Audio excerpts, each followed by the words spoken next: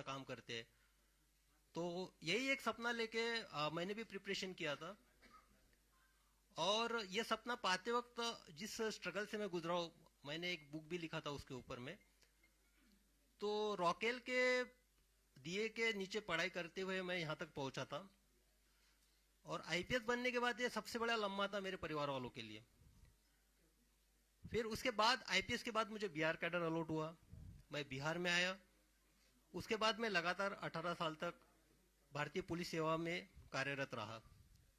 तो सबसे पहले मैं तमाम मेरे अपने बिहार वासियों को धन्यवाद देना चाहता हूं, उनका शुक्रिया अदा करना चाहता हूं, जो कि उन्होंने मुझे इतना ज्यादा प्यार दिया, इतना ज्यादा मेरे प्रति विश्वास दिखाया।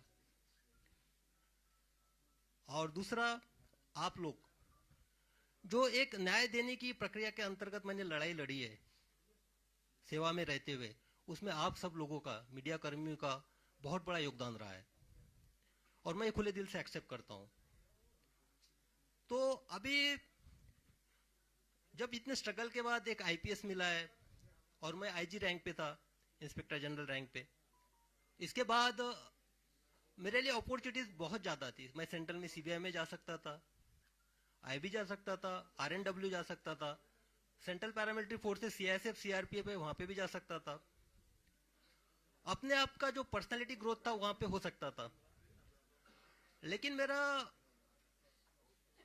जो मन था वो एक तरह से बेचैन था, क्योंकि मेरा ये पर्सनल मानना है कि जीवन में जो आपकी धरती माँ होती है उसका आपके ऊपर कर्ज होता है। तो धरती माँ के एक माटी का कर्ज वो वहां होता है जहां आपका जन्म होता है, जहां आपकी परवरिश होती है। और दूसरा कर्ज आपके उस माटी का वहां पे होता है जो आपकी कर्म भूमि होती है। मैं मानता हूं कि मेरा जन्म महाराष्ट्र में हुआ, मेरा नाम शिवदीप मेरे माँ पिताजी ने रखा। लेकिन जो शिवदीप नाम है, इसको सही मायने में जो वजूद है, जो एक पहचान है, जो एक आइडेंटिटी है, वो मुझे बिहार ने दी और इस कर्मभूमि ने दी। तो जब मैं इस आइडेंटिटी को देखता हूं, मेरे शिवदीप नाम को देखता हूं, जिसने आप लोगों के माध्यम से भी पूरे देश ने जाना, तो मैं अपने आप के लिए, खुद के लिए नहीं जी सकता हूं। जब मैं अभी पूरे बिहार को देख रहा हूं, यहाँ के स्पेशली युवा एनर्जी को देख रहा हूं, युवा पीढ़ी को देख रहा हूं, तो बिहार के आने वाले 10 साल में दशा और दिशा कई सारे सवाल मेरे सामने पैदा करती है, मुझे सोचने पे मजबूर करती है। तो मुझे लगा कि सिर्फ सेवा में रह के मैं अपने आप के ग्रोथ से ज्यादा जिस माटी का कर्ज मेरे ऊपर है उसके तरफ क्यों ना एक कदम उठाऊं, क्यों ना वो बिहार की दशा और दिशा में जो युवा ऊर्जा है, युवा एनर्जी है, उसको चैनलाइज के तौर पे एक माध्यम बनूं। तो फिर मैंने डिसाइड कर लिया कि निस्वार्थ सेवा देनी है। एग्जाम्पल के तौर पे बताता हूं, अभी परसों रास्ते से जा रहा था, एटीएम के बाजू में एक सिक्योरिटी गार्ड खाना खा रहा था। बाजू में देखा, आप यकीन नहीं कीजिएगा, थाली में चावल थे, पानी डाल रहा था, इसलिए मेरा ऑब्जर्वेशन गया, उसमें पानी डाल के चावल खा रहा था पानी के साथ। तो वो तो पुलिस का काम नहीं हो, पुलिस के पास नहीं आ सकता है अगर मैं सर्विस में रहता हूं तो। लेकिन हाँ भाई, उसके चावल के साथ मैं एक साग क्यों नहीं दे सकता हूं, अचार क्यों नहीं दे सकता हूं, उसके साथ रोटी क्यों नहीं दे सकता हूं, यह सवाल मेरे मन में था। तो मैंने सोचा कि त्याग करना चाहिए, इसलिए मैंने निर्णय लिया कि सर्विस से इस्तीफा देना चाहिए। तो अब इस्तीफा देने के बाद दो सबसे इंपॉर्टेंट ये थी कि जिनके वजह से मैं इस दुनिया में आया, मेरे माता पिता, उनको कॉन्फिडेंस जरूरी था लेना।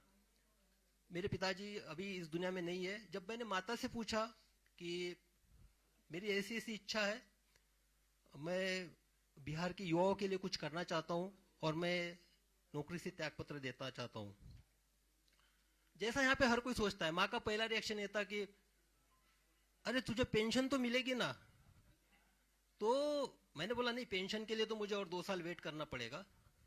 तो बोले 2 साल, लेकिन तुम अभी क्यों करना चाहते हो? मैंने बोला कि नहीं, मेरी अंतरात्मा की आवाज है ये कि मुझे अभी करना चाहिए, ये सही समय है और दूसरी जो जिम्मेदारी, उसने फिर बोला कि नहीं, आप किसी का दुख दर्द बांटने के लिए जा रहे हो, जिसने तुमको पहचान दी वहां आप कीजिए। दूसरा जो रिस्पॉन्सिबिलिटी था जो मेरे वजह से मेरे लाइफ में है, एक तो मेरी पत्नी डॉक्टर ममता और मेरी बेटी वहां पे आ रहा जो बैठी हुई है, तो इनकी जिम्मेदारी भी एक होती है, तो इससे भी मैं भाग नहीं सकता था।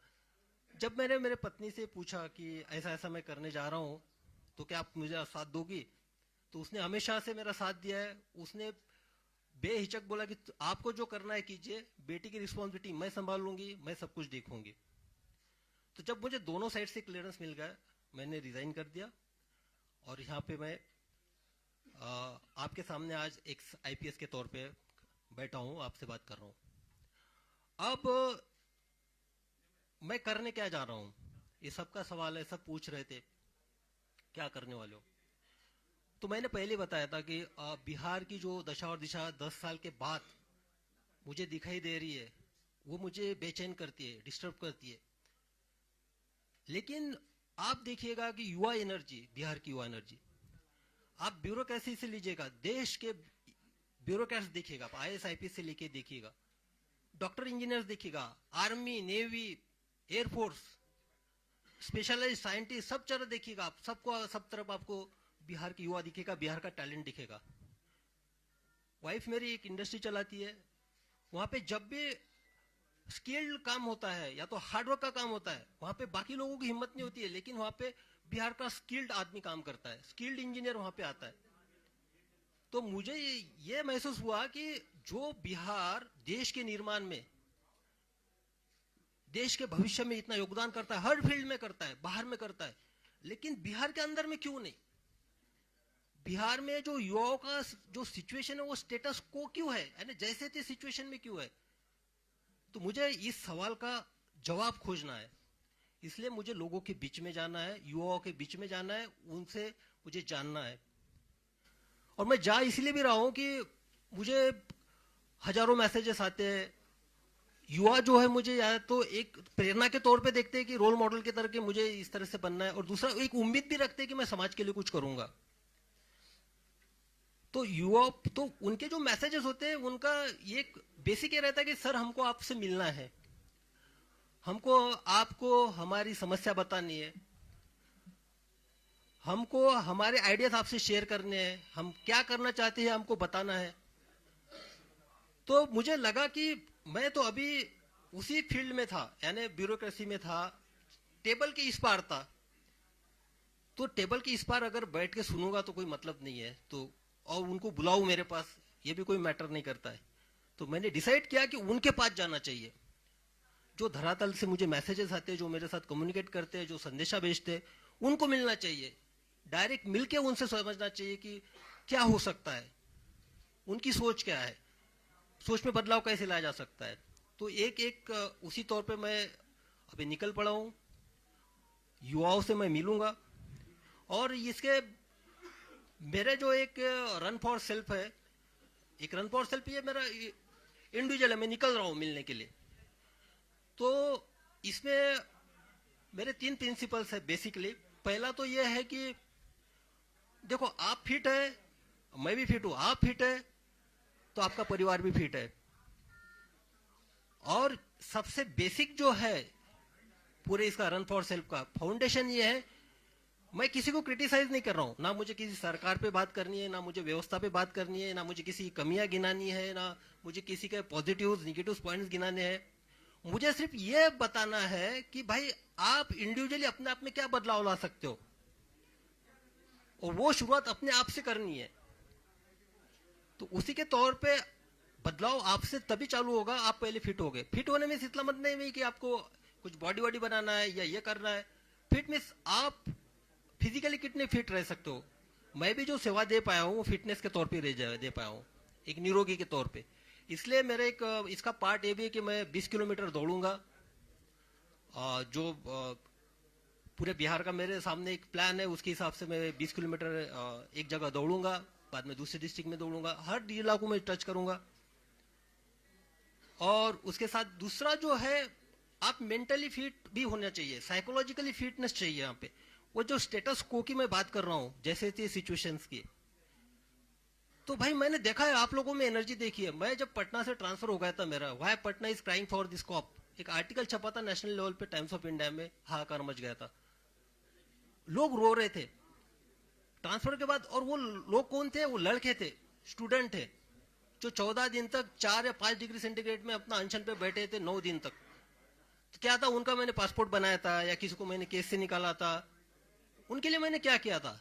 लेकिन वो मेरे लिए सामने आए थे, उन्होंने एक अपना एक रेजिस्टेंस दिखाया था कि ट्रांसफर के प्रति। उनके जो आंसू है, वो आंसू मेरी जिम्मेदारी और बढ़ाते हैं। देखो, आपका कोई खून का नहीं है, आपका कोई रिश्तेदार नहीं है, आपका कोई सगा सोरा नहीं है, और वो आपके लिए रो रहा है, तो जिम्मेदारी और आप पे बढ़ती है। और उसके बाद तो मुझे ये जानना है कि जो एक डेडिकेशन है, एक साहस है, जो मुझ में मैं युवाओं में भी देखना चाहता हूँ, इसलिए उनको साइकोलॉजिकली भी फिट देखना चाहता हूँ। तीसरा सबसे इंपॉर्टेंट जो एस्पेक्ट है मेरा, वो है अवेयरनेस का। मैं युवाओं के बीच में जाऊंगा, युवाओं को मेरी अपील है, देखिए ये अगर 10 साल हम अपने आप में बदलाव नहीं लाएंगे, तो आगे वाली 10 पीढ़ियां हमको माफ नहीं करेंगी। शायद आपको माफ कर देगी, लेकिन मैं जिस इंटेंशन से निकला हूं, मुझे लगता है कि मैं तो पाप कर रहा हूं फिर, अगर मैं कुछ नहीं कर पाया तो। मैं जिस माटी ने मुझे नाम दिया है, उसके साथ मैं गद्दारी कर रहा हूं। तो मैं उस इंटेंशन के साथ निकला हूं। तो लोगों से इंटरेक्शन करना है, स्पेशली युवाओं से, जो 10 साल के आगे की जनरेशन को एक नए मुकाम पे जाए, बिहार की दशा दुशा को बदलने की कोशिश करे।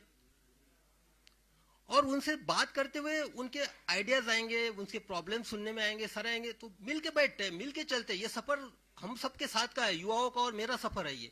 मैं आपके साथ में रहूंगा। जब प्रॉब्लम सामने आएंगे तो उसका सोल्यूशन भी हम ही लोगों को खोजना है, हम ही लोगों को साथ लेके आगे बढ़ना है। तो इसी के लिए ये 3 प्रिंसिपल के तौर पे मैं निकला हूं। और मेरे कर्म भूमि की शुरुआत मुंगेर से हुई थी, प्रोबेशन पीरियड भी वहां पे था, और वहीं से मेरा जो बिहार की जनता ने प्यार और मोहब्बत देने की कोई शुरुआत वहीं से हुई थी। तो मेरा जो शुरुआत होगा 4 तारीख को मुंगेर से होगा। मैं कुछ नहीं करने वाला हूं, मैं सिर्फ लोगों से मिलना हूं, उन सुनने जा रहा हूं, बस उनके पल्स देखना चाहता हूं, क्या कहते हैं, क्या है उनकी एक्सपेक्टेशन है, क्या करना चाहिए, क्या होगा कि ये जो दशा और दिशा बदल जाए, क्या होगा कि जो हम भारत निर्माण में, बाहर के सब स्टेट के निर्माण में इतना आगे है, लेकिन यहाँ पे क्यों नहीं है। तो ये एक है। उसके बाद देखिए, मेरे जब भी मैं एसपी था, तो आप सबको पता है, सबने कवर भी कर लिया। एक तो क्या, मैं जिस चेयर पे बैठा था, सामने वाला जो कंप्लेनेंट जिस चेयर पे बैठेगा उसी चेयर पे मैं बैठा था। मैंने कभी भी टॉवेल वाली चेयर और ये चेयर पे एसपीशिप में मैं बैठा नहीं हूँ, क्योंकि वो समानता होती है। ये जो है सिर्फ एक एडमिनिस्ट्रेटिव में वहां पे पोस्ट पे था, लेकिन मेरे लिए सबसे इंपॉर्टेंट था जिसकी मैं सेवा दे रहा हूँ, उसको भी फील होना चाहिए इक्वेलिटी का। तो मेरे यूनिफॉर्म का एक ही प्रिंसिपल था, यूनिफॉर्मिटी इन एक्शन।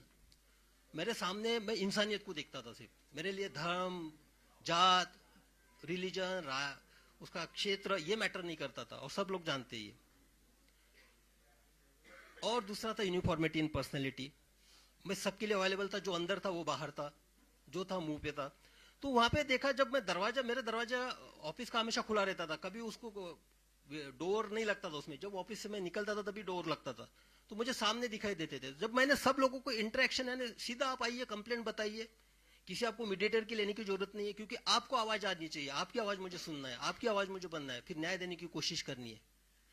तो इसी तरह मुझे लगा कि किसी के थ्रू नहीं बात करते, जो बात करनी है सीधा बात करते हैं। इसलिए एक ऐप डेवलप किया, और मैं बता देना चाहता हूँ कि ये जो ऐप डेवलप किया उसका नाम है कनेक्ट विद शिवदीप, और वो बिहार के लड़कों और लड़कियों ने किया है। उन्होंने किया, बिहार के लड़के और लड़कियों को सामने आए। जब मैंने उनके सामने एक आइडिया रखा, बोले कि नहीं सर हम डेवलप करते, तो उन्होंने कनेक्ट विद शिवदीप नाम का ऐप नहीं किया। उसमें आप डायरेक्ट कनेक्ट मेरे साथ हो सकते हैं, आप आपकी समस्याएं रख सकते हैं, क्योंकि बाकी जो इतने सारे प्लेटफॉर्म हो गए उसमें मैं फोकस नहीं कर पाऊंगा, तो इसमें मुझे एक आइडिया आ जाएगी। तो कनेक्ट विथ शिवदीप का जो ऐप का जो है वो भी आज ही लॉन्च, उसका ऑलरेडी हो चुका है, गूगल प्ले स्टोर पे आ चुका है। उस पर भी एक है कि आप मुझसे उससे कनेक्ट हो सकते हैं।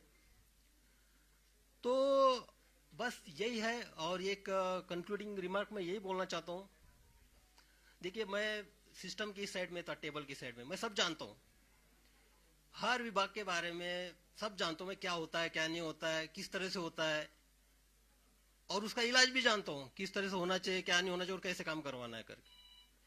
अब टेबल के उस टाइप में लोगों के साथ जो यानी स्पेशली युवाओं के साथ जुड़ के देखना चाहता हूँ। और भाई मैंने यूनिफॉर्म छोड़ा है, खाकी छोड़ी है मैंने, यानी खाकी मेरे ये निकली है, लेकिन जब मैंने डेडिकेशन और एक इंटीग्रेशन के साथ इंटीग्रिटी के साथ जो काम किया ना, ये खाकी अब मेरी चमड़ी बन चुकी है। मेरे ऊपर खाकी का यूनिफॉर्म नहीं है लेकिन अंदर मैं खाकी हूं, मेरे इसमें सब यूनिफॉर्म है। तो बस उसी तौर पे अब निकल पड़ा हूं। अब आप लोगों का हमको सहयोग रहेगा। मैं आपके माध्यम से अपील भी करना चाहूंगा, जो बिहार की दशा और दिशा 10 साल में बड़ा बदलना देखना चाहते, अपने आप में बदलाव लाना चाहते, कृपया वो हमसे जुड़े, हमारे साथ सहकार्य करे। हमको बिहार बदलना है, क्योंकि ताकि अगर ये 10 साल हम कर पाएंगे तो आने वाले 10 नस्लें याद रखेंगे कि नहीं उस जनरेशन ने किया था। और आप सबको जानते हैं कि मेरा निस्वार्थ रहता है, स्वार्थ इसके पीछे कुछ है नहीं। तो बस सर आपने कहा कि मैंने फांसी छोड़ी है, तो क्या खादी पहनेंगे क्या निकट भविष्य में? भाई सबसे पहली बात है कि मुझे पहले लोगों से मिलने तो दो, पर्स तो जानने दो लोगों का, क्या उनका क्या कहना है ये तो सुनने दो। मैं तो टेबल की इस पार था, अभी जाने दो, अभी तो निकला हूं मैं। मोटिव ये नहीं होता है, मोटिव होता है निस्वार्थ सेवा, निस्वार्थ सेवा। सेवा का स्कोप उसमें और ज्यादा है सर, खादी पहनने में। खादी के बाद सर आपकी और जिम्मेवारी जो है पूरा कर सके, ऐसा भी तो होता है। देखिए ये जो है ना, ये इस पे नहीं, मुझे पहले पल्स देखने दीजिए यंगस्टर्स की क्या है। यंग जनरेशन यही है, पता है यही है कि पहले से अभी जैसा कि आप ब्रेकफास्ट आप कर रहे हो, ब्रेकफास्ट के वक्त भी आप भी लंच की भी खाना चाहते हो, डिनर भी खाना चाहते हो, तो बदहजमी हो जाएगी। पहले भाई देख तो लीजिए आपके पेट का साइज क्या है, आप पचन कर सकते हो कि नहीं कर सकते हो, उसको पहले देखने तो जी युवाओं में क्या एनर्जी है। युवाओं का वो स्टेटस को में है ना फिलहाल में जैसे थे में, बाहर जाने के बाद एकदम ब्रॉड हो जाता है, और यहाँ आने के बाद एक उनकी मानसिकता के साथ ये हो जाता है, तो उसको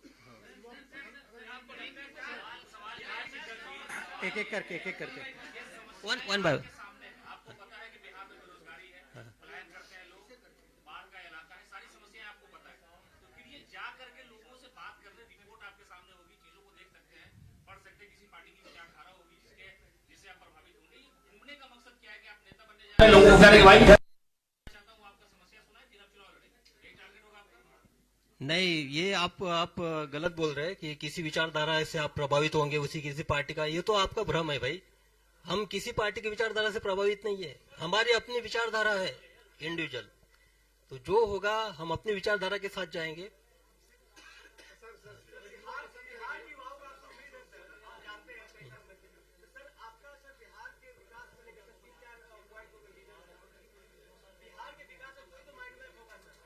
बिहार के विकास का अभी पहले मुझे मिलने तो दो लोगों से, तो अब इसीलिए तो मैं निकल पड़ा हूँ। मेरे माइंड में क्लियर है, एक साइड तो मैं जानता हूँ, टेबल की इस साइड में जानता हूँ, वो मुझे पता है। आप हेल्थ सेक्टर लीजिए, एजुकेशन सेक्टर लीजिए, उसके बारे में मुझे पता है कुछ भी।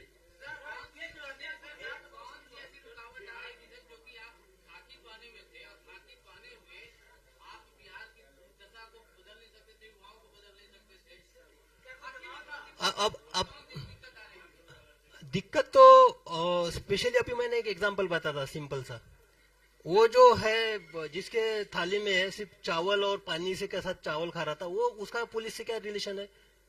वो पुलिस के पास आएगा, उसका पेट भरना है ना मुझे सबसे पहले। हाँ, लिमिटेशंस तो नहीं बोल सकते। हाँ,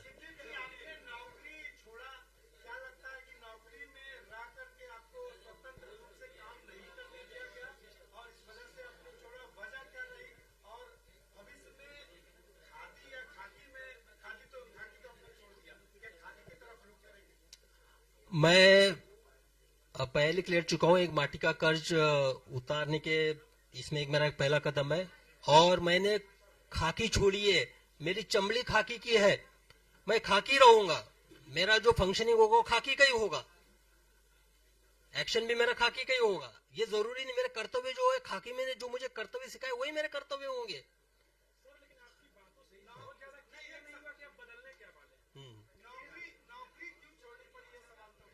नौकरी नहीं, मैंने तो बताया, ये मेरा सेल्फ डिसीजन था, व्यक्तिगत निर्णय था।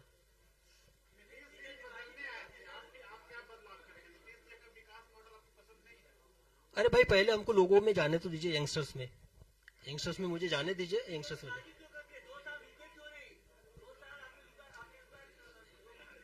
हाँ, जल जल्दबाजी, ये आपको लगता है, आपकी अपनी सोच है, मुझे नहीं लगता कोई जल्दबाजी हुई है।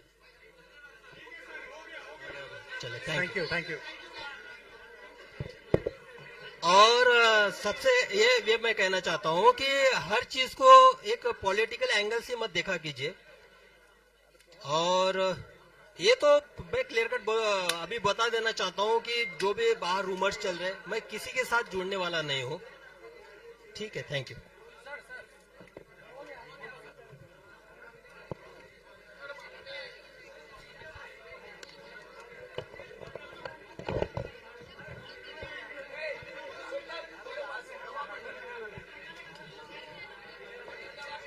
हाँ